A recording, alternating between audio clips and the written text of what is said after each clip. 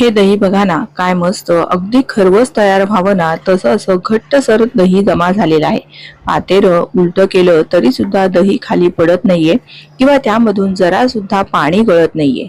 असं हे अगदी छान घट्टसर खरवसासारखं किंवा अगदी वड्या पडतील असं दही बनवण्याची एक सोपी पद्धत पाहणार आहोत. पण मुळात म्हणजे या दह्याचं वैशिष्ट्य काय आहे सांगू का, की यामध्ये जरा सुद्धा फॅट नाहीयेत.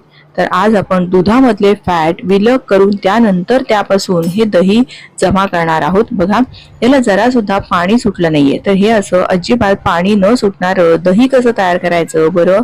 हे दही जर आपण सुरीने कट केलं तर बघा अगदी मस्त अशा खरवसाच्या वड्या पडाव्या तशा अगदी स्मूथ अशा मस्त वड्या तयार झालेल्या आहेत. याला पाणी सुटत नाहीये. तर आज आपण दही लावण्याची ही एक खास पद्धत पाहणार आहोत, की ज्यांना रोजच्या रोज ताकासाठी किंवा रोज दही खायचं असतं पण फॅट असतात म्हणून बरेच जण दही खाणं टाळतात. तर आज आपण विदाऊट फॅटचं किंवा फॅट नसलेलं दही कसं लावायचं हे पाहणार आहोत.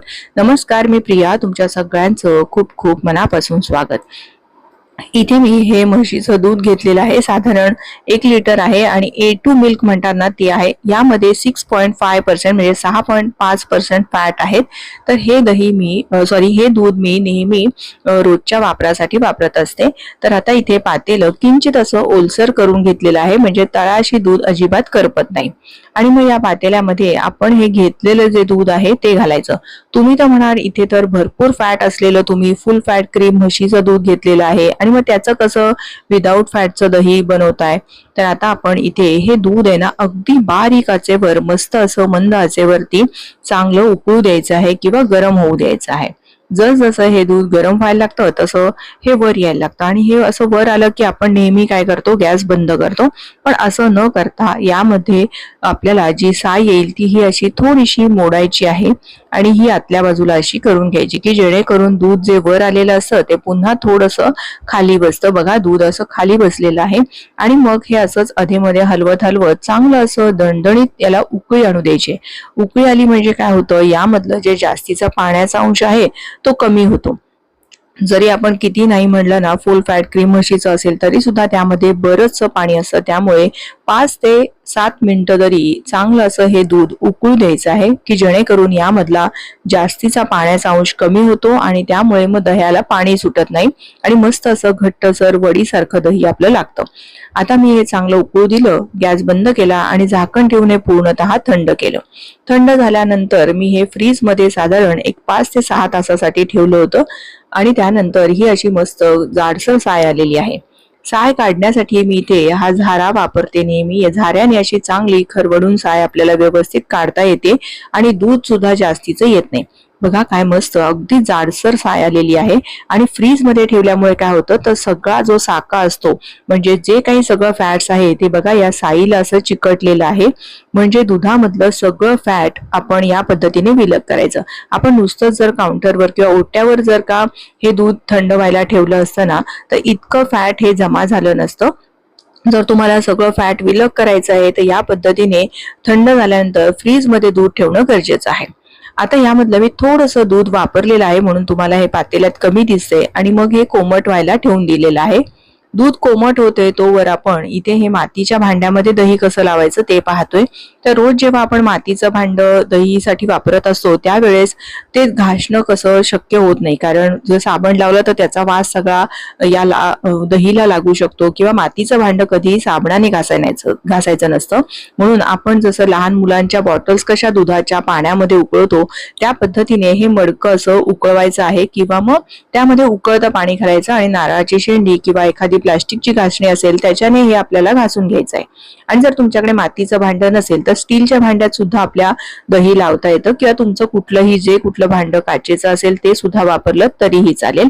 आता आपण हे बघा, मी आदल्या दिवशी जे दही लावलं होतं हे माझं प्लास्टिकचं भांड आहे. खरं तर आहारामध्ये किंवा आपण रोजच्या वापरामध्ये प्लास्टिकचा वापर कमी करायला हवा म्हणून मी बहुतांश यामध्ये दही लावत नाही. पण बघा हे कालचं दही आहे आणि बघा काय मस्त घट्टसर असं दही आहे. जरा सुद्धा त्या दह्याला सुद्धा पाणी सुटलेलं नाही, अगदी थोडंसं दही राहिलेलं आहे तरी सुद्धा.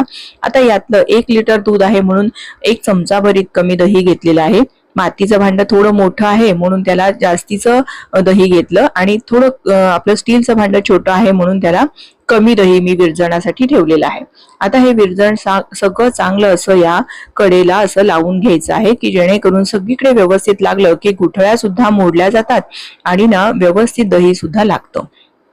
आमच्याकडे एक दहीवाले काका आहेत, त्यांना मी विचारलं होतं की तुमचं दही इतकं छान कसं लागतं, तेव्हा त्यांनी मला एकदा ही पद्धत दाखवली होती. तेव्हापासून मी याच पद्धतीने असं हे दही लावते. आता हे दोन्ही भांड्यांना आपण दही असं हे लावून घेतलेलं आहे. आता इथे आपण जे दूध गरम करायला ठेवलं होतं ते कोमट झालेलं आहे. तर आता आपण हे अगदी कोमट असावं, म्हणजे जर आपण बोट बुडवलं तर मात्र ते आपल्याला सहन व्हायला पाहिजे, असं उष्ण असायला हवं. पण माझ्या आजीला ना कधीही दुधात बोट घातलेलं आवडायचं नाही, त्यामुळे आम्ही नेहमी ना या पद्धतीने असं चेक करून बघतो. दूध बोटाला अगदी किंचित कोमट लागलं की मग ते दूध आपलं दही लावण्यासाठी योग्य आहे असं समजावं.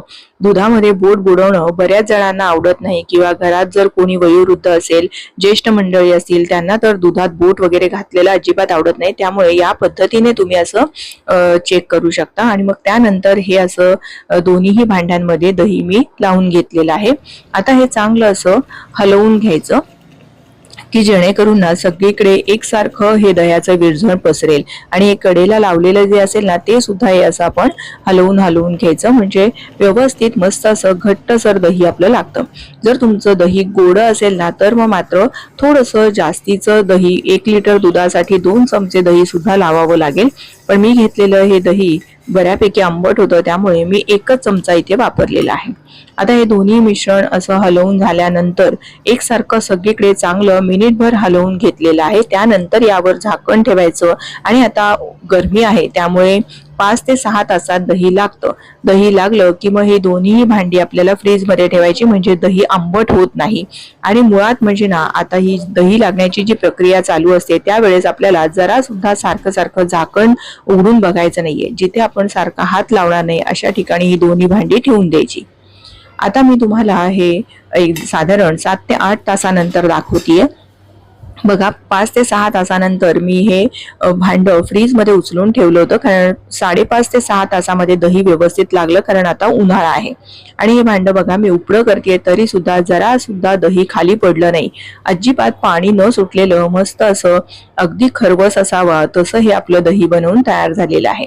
बघा, दोन्हीही भांड्यातलं, मातीच्या भांड्यामध्ये तर जास्तीचं जे पाणी असतं ते माती शोषून घेते, पण स्टीलच्या भांड्यातलं सुद्धा मी तुम्हाला दाखवलं की जरा सुद्धा आपलं हे दही खाली पडलं नाही, कारण आपण दूध व्यवस्थित आटवून घेतलं होतं.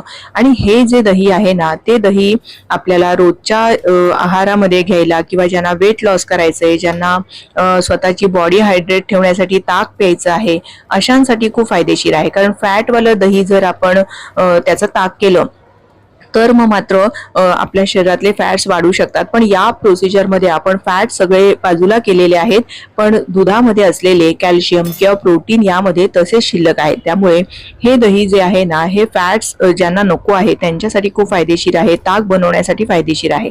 बघा, या दह्याला जरा सुद्धा पाणी सुटलेलं नाहीये. आणि हे दही बघा आपण सुरीने सुद्धा सहज असं कापू शकतोय. इतकं छान मस्त असं वड्या पडावं इतकं मस्त आपलं हे दही तयार झालंय. जसं की मी खरवस कापतेय ना इतकं छान असं हे मला स्मूथ टेक्स्चरचं आपलं हे दही तयार झालेलं आहे. तुम्ही सुद्धा या उन्हाळ्यामध्ये या पद्धतीने दही लावून पहा आणि याच दह्यापासून रोजच्या आहारामध्ये वाटीभर ताक किंवा ग्लासभर ताक तरी आपल्या आरोग्याच्या दृष्टीने उत्तम असतं. हे ताक सुद्धा बनवण्यासाठी हे दही खूप फायदेशीर आहे. ज्यांना कोलेस्ट्रॉल आहे किंवा वेट लॉस करायचं आहे त्यांच्यासाठी तर हे दही खूप फायदेशीर आहे. असं हे जरा सुद्धा फॅट नसलेले दही तुम्ही सुद्धा या उन्हाळ्यामध्ये नक्की करून पहा. याच दह्यापासून आपण उद्या ताकाचे विविध फ्लेवर्सचे ताक तयार करणार आहोत. आणि जर व्हिडिओ आवडला असेल तर प्लीज व्हिडिओला एक लाईक करा, तुमच्या मैत्रिणींना नातेवाईकांना जास्तीत जास्त शेअर करा. अशा छान छान रेसिपीज पाहण्यासाठी प्रियाज किचनला सबस्क्राईब करा. पुन्हा लवकरच भेटूयात. धन्यवाद.